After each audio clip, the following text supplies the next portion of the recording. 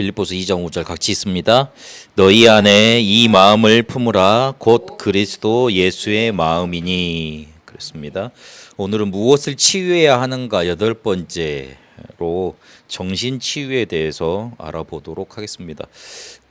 실제로 정신 문제 와 있는 사람, 그리고 병원에 가야 될 사람, 그런데 그 병원에 가 있는 사람보다 그 가족들, 그 부분에 대해서 우리가 교회에서 도와주고 그리고 준비를 하고 또 인도받고 있어야 됩니다.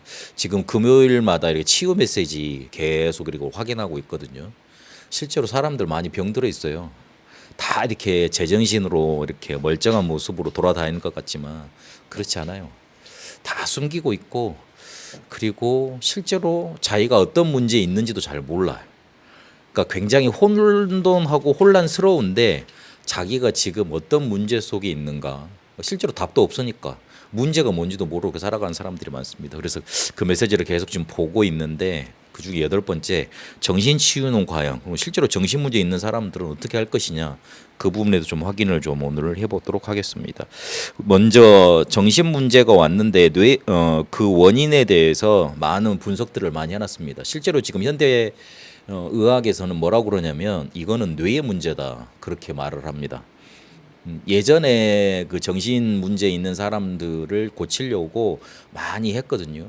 그래서 한 100년 전에는 그 실제로 이렇게 마취를 해놓고 두개골을 열어서 두개골을 이렇게 수술을 하고 여기 잘라내고 그랬다 그러더라고요. 그게 우스갯소리가 아니고 실제로 그랬대요. 그래가지고 전두엽이나 어디를 잘라내 버려가지고 아예 짐승같이 이렇게 살도록 묶어놓은 그런 것들도 있었습니다.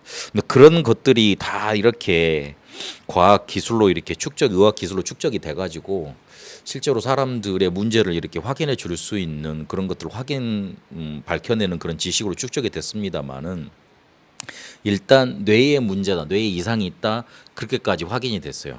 그러면 그 뇌 속에서도 뇌의 분비물 이상, 뇌에는 신경 절단 물질이 있지 않습니까? 다 우리 고등학교 때 배우고 그랬듯이 뉴런에서 시냅스를 통해서 이렇게 전달되는 그게 있거든요. 그게 뭐 이렇게 호르몬이고 이렇게 물질이 있는데 거기에 문제가 생긴 거다. 그리고 그 심리학 상담학자들은 이렇게 말을 합니다. 심한 갈등과 도움을 받지 못했거나 상처나 견딜 수 없는 배경이나 깊은 영적인 상처가 있으면 그것 때문에 환경적인 원인에 의해서 문제 오기도 하다. 그래서 상담을 가면 이 사람이 정신 문제가 올 수밖에 없었던 부분에 대해서 계속 말을 시키잖아요. 그래서 그 문제에 직면하게 만들잖아요. 그래서 그게 문제가 아니라는 거를 이렇게 확인을 해줍니다. 우리 저번 주에 강단 메시지 때 받았던 것처럼 그래서 그 심리학자들, 상담학자들은 자기들 문제를 보는 관점이 다 있습니다. 인간이 이걸 해결할 수 있다고 보는 관점, 아니면 어떤 특별 요것만 해결해 주면 요게 해결이 된다, 문제에만 초점을 두는 관점, 아니면 환경에나 초점을 두는 관점, 여러 가지 게 많이 나옵니다. 그래서 그런 것들로 확인을 하고, 그리고 기독교에서는 특히 그 신비주의 하시는 분들, 기도원에서는 이게 성경에 있는 얘기고 우상 숭배 때문에 문제가 오기도 했고 영적인 문제로 바라본다. 그러니까 너무 수준 낮게 말해버리면 귀신에 의한 문제다, 그렇게 말을 합니다. 그러면 과학자들, 의사들, 그리고 심리학자들, 상담학자들, 교회 다 보는 관점이 다른데 이거를 그러면 우리는 어떻게 이해를 하고 바라봐야 되겠느냐? 다 문제가 있는 거예요. 쉽게 말하면 뇌의 문제, 환경의 문제, 영적인 문제 다 있는 겁니다. 도둑질도 처음에 하다 보면 굉장히 뭔가 스릴감이 있고 좀 이렇게 안도감이 있고 막 그렇다고 그러더라고요. 그런데 그걸 계속 하잖아요. 그러면 그 도둑질을 하게 하는 영 있잖아요. 그거 하기 위해서 거짓말 시키는 영이 있잖아요. 잡히게 됩니다. 사기 범죄로 계속 이렇게 들어가는 사람들 있잖아요.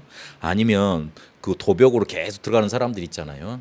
뭔가 자기 안에 시스템이 만들어진 거예요. 그래서 그 시스템을 자기가 이기지를 못해요. 우리는 지금 그걸 망대라고 표현을 하고 있는데 이기지를 못해요. 그래서 사람이 그렇게 단계까지 가보면 영적인 거하고 닿게 돼 있습니다. 실제로 이렇게 막 소매치기 잘하거나 하는 사람들 있잖아요. 냄새를 맡습니다. 돈 냄새. 그 사람들은 돈 냄새라고 하지만 보이는 거예요. 어떤 애가 영적인 문제가 걸렸는데 기도원에 가다 놨대요. 근데 그 기도원에서 탈출을 했다 그러더라고. 근데 그 기도원에서 탈출을 하는데 열쇠가 있어야 되고 뭐가 있어야 되는데 근데 그걸 누가 알려줬느냐? 우리가 알지 못하는 인정 못하는 영적인 존재가 알려준 거예요. 그걸 귀신이잖아요. 그러니까 귀신 들려서 다 영적인 문제가 왔다 그렇게 말하면 안 돼요. 그러면 안 돼요.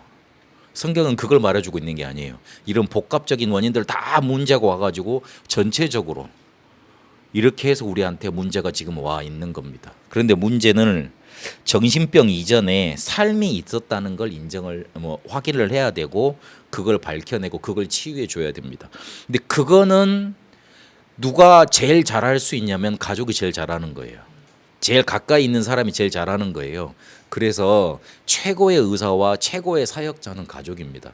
제가 어떤 중독자나 사람들을 만나서 이제 치유해야 되겠다고 생각을 하면 뭘 제일 먼저 살피냐면 가족들을 살핍니다. 가족들 중에 이 문제를 끝까지 도와줄 수 있는 사역자가 있겠다 싶으면 그 사람 치유받더라고요. 근데 문제는 아무도 도와줄 수 있는 사람이 옆에 없어. 그러면 우리가 도와주든 교회가 도와주든지 그래야 돼요. 그런 거를 꾸려서 그 사람한테 복음 전하러 가고 치유해 주러 가야 됩니다. 그래서 우리는 이걸 어떻게 봐야 될 거냐? 전부 다 문제예요. 그리고 그대로 놔두잖아. 방치되잖아요. 반드시 영적인 존재한테 당하게 돼 있어요. 그래서 처음에는 뇌에 문제가 와서 트라우마에 의해서 정신병 약을 먹을 수 있고 정신병원에 갈 수 있잖아요. 그러잖아요. 근데 그걸 아주 방치를 하죠. 잡히는 단계가 와요. 그러면 이 사람 심각한 상황 속에 가게 됩니다. 그래서 그걸 잘 알고 도와줘야 돼요. 무조건 귀신이다 말하는 거 아니에요. 그리고 무조건 뇌에 문제 있다 그렇게만 보면 안 돼요. 그러면 이 사람을 전체적으로 살릴 수가 없습니다. 의사는 솔직히 데리고 있는 동안에만 책임 있잖아요. 나가면 또 과정 환경이나 그 환경 속에서 역사하는 영적인 원인들 있잖아요. 그걸 풀어줘야 돼요. 근데 그거를 제일 잘해줄 수 있는 사람이 누구냐? 가족이다. 실제로 그 사람을 제일 잘 알고 있는 그런 사람이다. 그래서 그러면 이걸 어떤 방법으로 치료를 해야 될 겁니까? 첫 번째로 환경 치료부터 우선적으로 해줘야 됩니다. 환경 치료라는 거는 우선적으로 육신적인 치료를 해주고 실제로 이 사람들이 밥도 제대로 못 먹고 영양실조도 걸려 있고 그리고 정신 문제 있다고 굉장히 알게 모르게 폭력도 많이 당해요.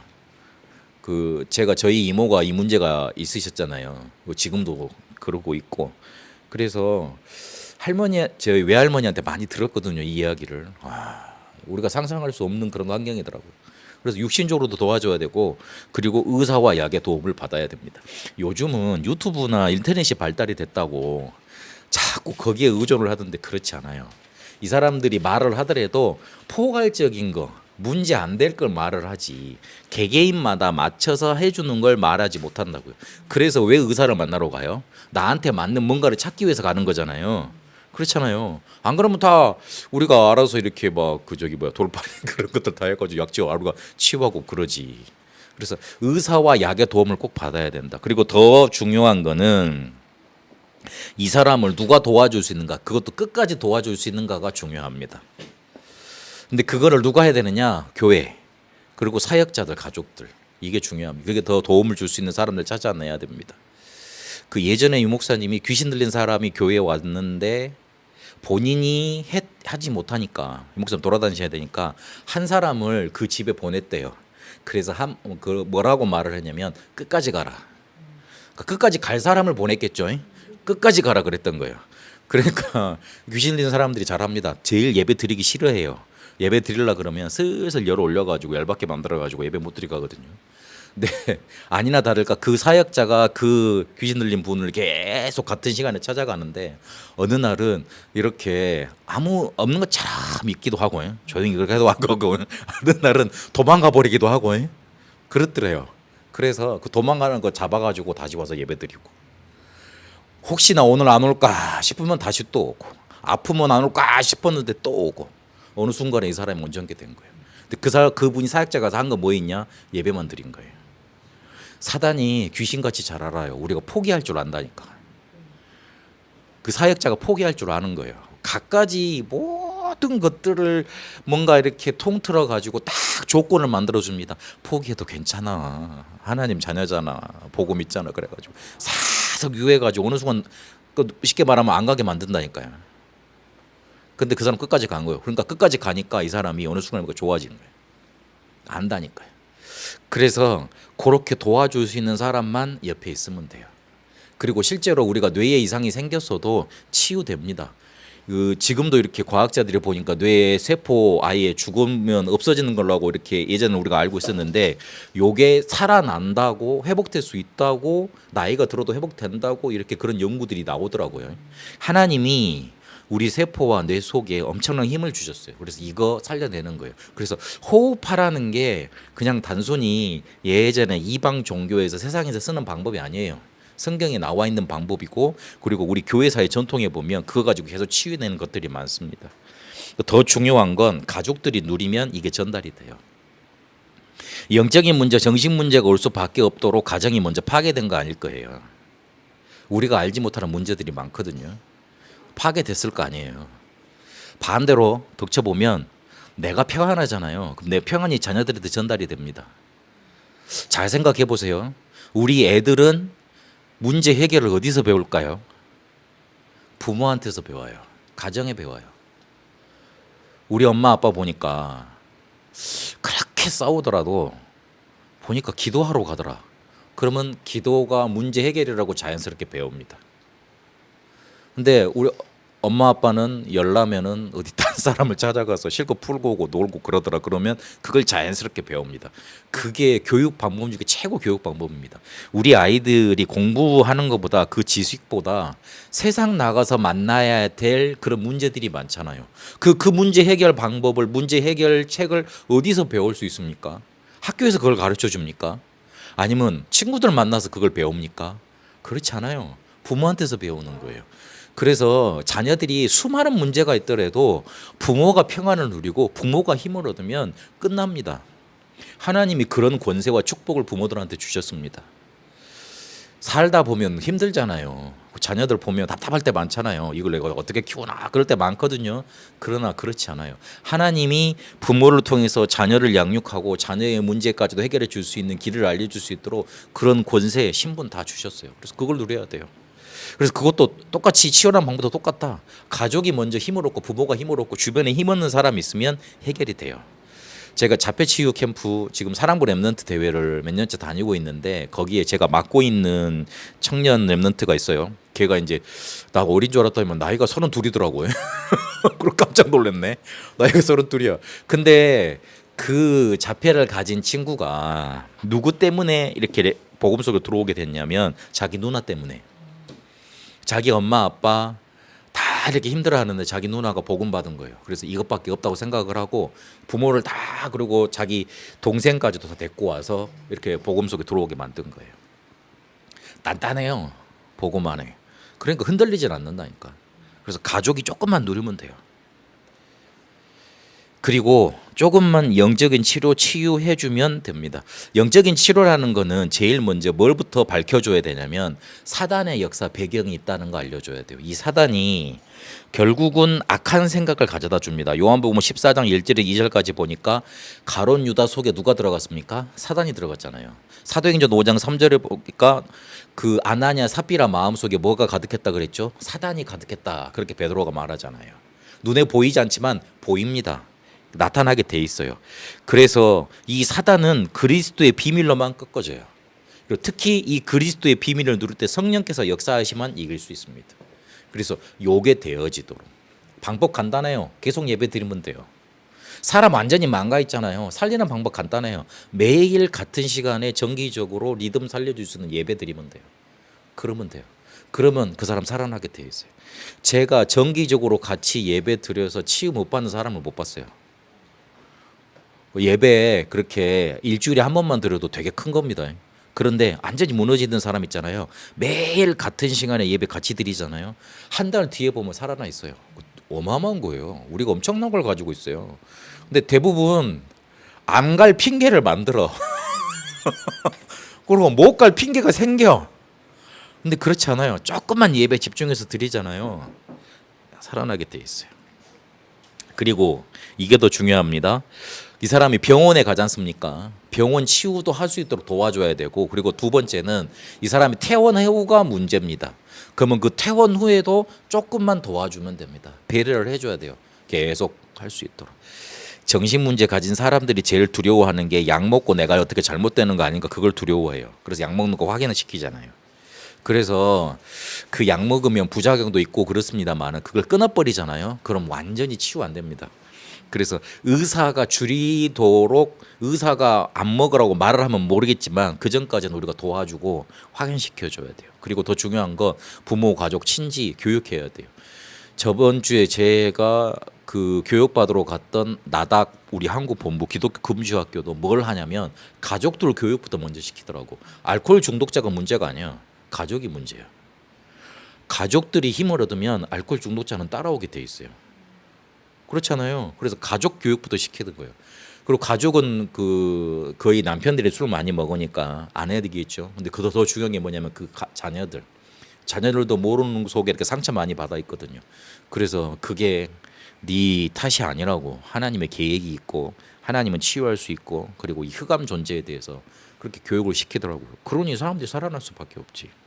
성경의 원리는 그거예요. 이게 문제 가진 사람 한 사람의 문제가 아니라는 거예요. 세트요. 세트라니까. 가족 이 공정 시스템인 거예요. 출애굽기 20장 4절에 5절까지 보니까 3, 4대가 같이 망한다 그랬잖아요. 3, 4대 저주가 흘러가는 것도 있지만 그 당시에는 3, 4대가 같이 살잖아요. 그래서 우상 숭배하면 같이 망한다는 거예요. 그걸 말씀해 주고 계시는 거예요. 그래서 이런 방법들로 치유해 나가면 된다. 그래서 결론을 맺자면 결국 기본으로 돌아가야 됩니다. 솔직히 우리가 정신 문제 있는 사람들을 치유하지 못할 수도 있어요. 그러나 기본은 알고 있고 기본 든든히 해야 돼요. 영적 문제 시작이 어디서 왔습니까? 창세기 3장에서 왔고 가정에서 이게 깊어졌고 교회가 말하지 못해서 이게 더 드러난 거고 사회는 책임질 수가 없습니다. 그렇기 때문에 이 영적인 문제가 어떻게 시작됐고 어떻게 깊어지고 그리고 이걸 어떻게 막아야 되고 이런 것들 우리가 알고 있어야 됩니다. 그리고 결국은 이 병이 정신과 삶이 안 되는 문제예요. 그래서 정신을 살려주고 삶을 치유할 수 있는 것들을 준비해야 돼요. 세 가지들을 준비한다는데 치유들을 준비한다는데 막연하잖아요. 근데 이런 내용들을 우리가 알고 기도하고 있어야 돼요. 그러면 이런 걸 알고 있으면 혹시 우리가 문제 있는 사람 중독자가 와도 괜찮아요. 해결해 줄 수 있는 답을 우리가 이미 알고 있으니까 조금만 해주면 되는 거예요. 근데 전혀 대책 없이 왔다 그러면 다들 피합니다. 혹시나 나한테 전염이 되지 않을까 이 생각이 먼저 듭니다. 혹시나 내가 피해 당하지 않을까. 그렇지 않습니다. 그래서 그 정신과 삶 요 부분 살려줄 수 있는 준비를 해 나가야 됩니다. 그리고 우리가 실제로 이거를 치유할 수 있는 걸 알게 되면 우리가 이거를 이렇게 살려줄 수 있습니다. 영향 줄 수 있습니다. 이걸 치유하고 이렇게 알게 되면 실제로 가정 우리가 치유해야 됩니다. 가정이 제일 중요하다는 거 지금 나왔습니다. 그리고 이거를 한 번에 이렇게 확 바꿀 게 아니고 단계 코스가 있거든요. 그래서 그걸 거쳐가면서 시스템을 바꿔야 돼요. 결국 내가 내 마음대로 산다 그러지만 그렇지 않아요. 사람은 사람한테 원래 만들어진 시스템대로 살아가요. 그걸 이기지를 못해요. 그래서 그걸 바꿔줘야 됩니다.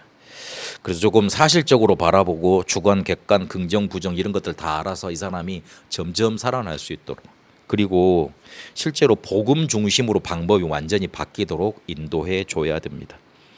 그리고 진짜 하지 말아야 될 거 불신앙 이런다고 되겠나 있잖아요. 그렇지 않아요. 저희 집안이 정신 문제 이 문제 때문에 다 구원을 받았으니까 지금 드리는 말씀이에요. 저희 이모는 아직까지 치유가 안 됐어요.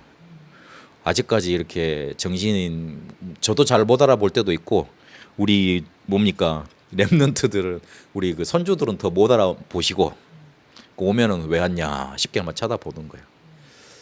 그런데 그 이모 한 사람 때문에 전 집안이 복음화가 됐어요. 좀 외할머니는 고생하셨죠. 저한테 매일 하시는 말이 내가 네 이모보다 하루만 더 살고 싶다. 그러다 가고 싶다 그러셨어요. 그러니까 그 고통이 얼마나 심했겠어요. 제가 누님 말씀드렸지만 하면서 이렇게 굉장히 귀부인이세요. 돈도 많은 집안인데 교회 가보면 아주 천대를 받는 거예요. 왜 정신문제 가진 딸을 데리고 교회에 왔냐고. 일반 교회는 쫓겨나오고 맨날. 그 우리 복음 가진 교회에서도 별로 그렇게 환대를 못 받으셨어요. 왜 자꾸 와서 막 막 이렇게 막 쉽게 말하면 막 이렇게 뒤집어엎고 난리를 치니까 안 그렇겠어요.